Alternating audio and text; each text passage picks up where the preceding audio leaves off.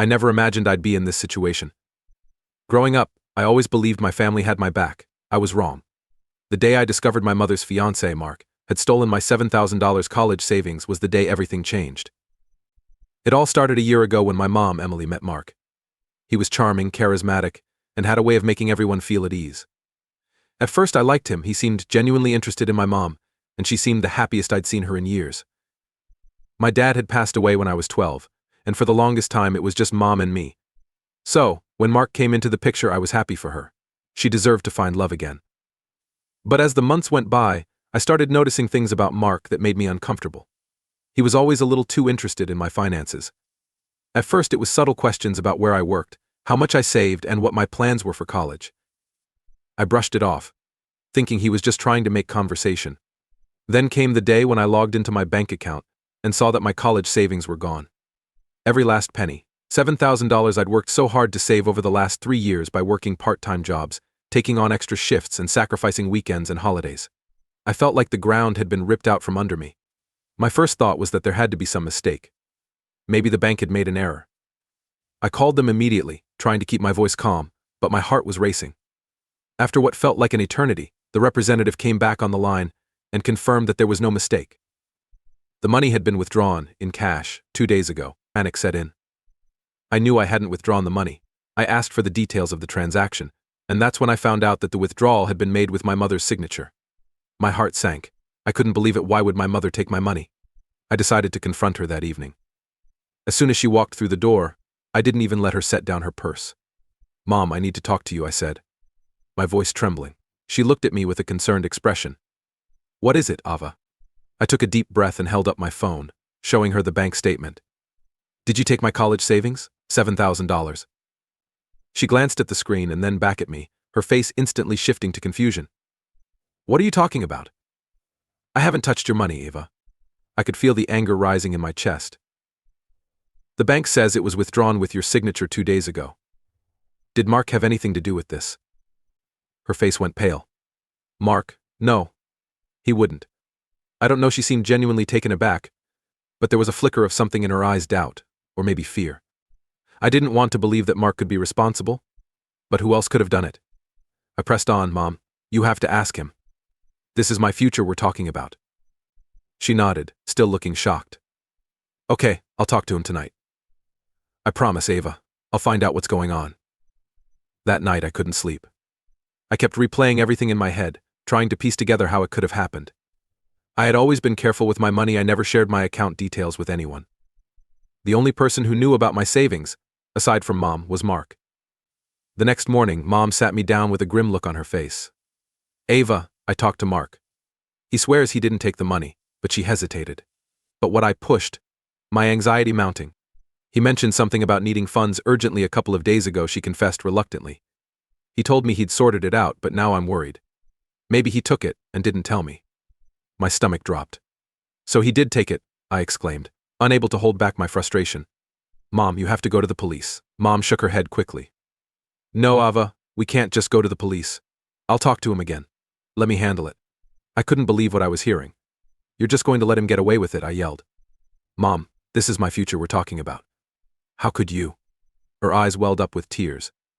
"I'm sorry, Ava. I'll get to the bottom of this, I promise." But I wasn't convinced. I decided to confront Mark myself. That evening, when he came over, I didn't waste any time. "Mark," I began, standing in the doorway to block his entrance, "did you take my college savings?" He looked surprised but quickly masked it with a smile. "Ava, why would you think that?" "Because you're the only other person who knew about it," I shot back. "And Mom said you mentioned needing money a few days ago." Mark's expression darkened. "Look, Ava, I didn't take your money. Your mother and I have been together for a while now. Do you think I'd risk that for a few $1,000s?"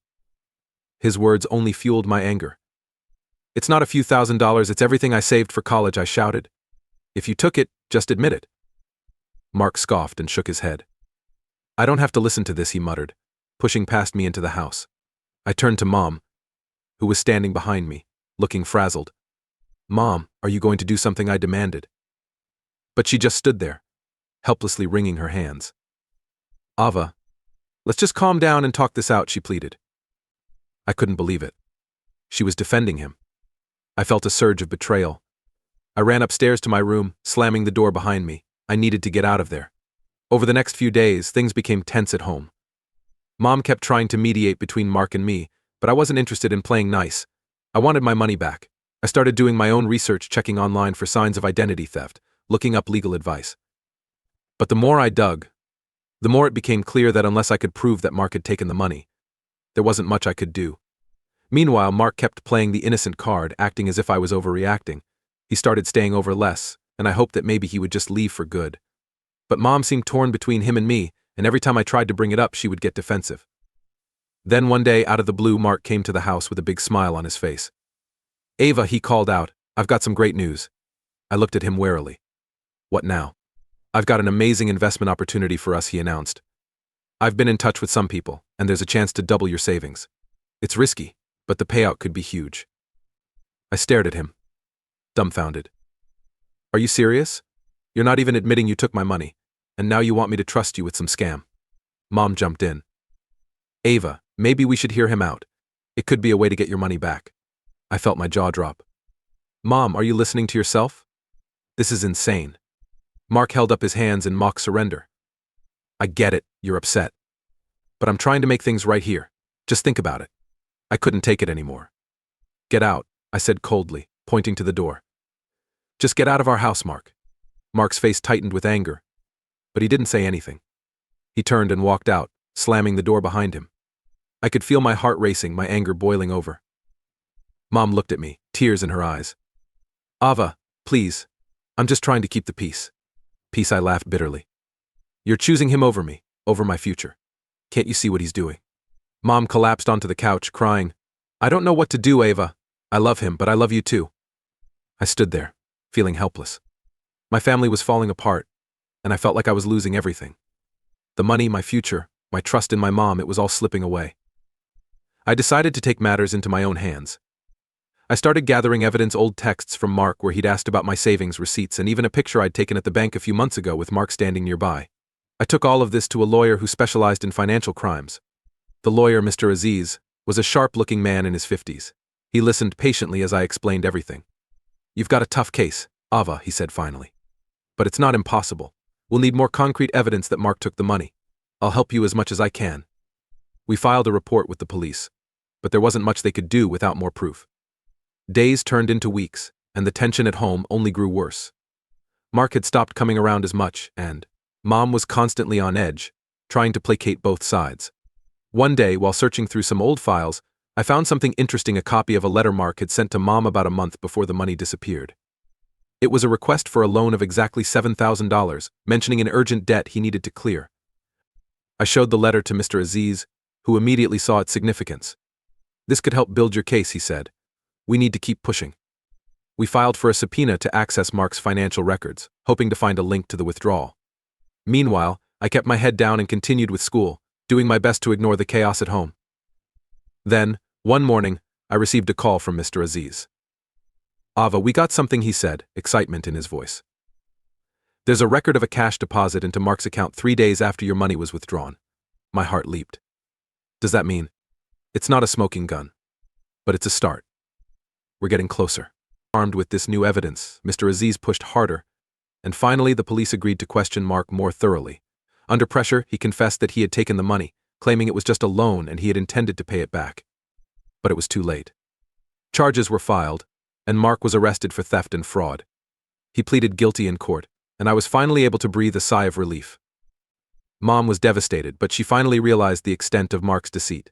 She apologized profusely, admitting she had been blinded by love and fear of being alone. It took time, but eventually our relationship began to heal. As for my savings, the court ordered Mark to repay the stolen money, though it would take time to get it all back. I didn't care. I had won. I had stood up for myself and taken control of my future, and in the process I learned a valuable lesson about trust, family, and resilience. In the end, I knew I'd be okay. Because I wasn't just fighting for my savings, I was fighting for myself, and that was a battle worth winning.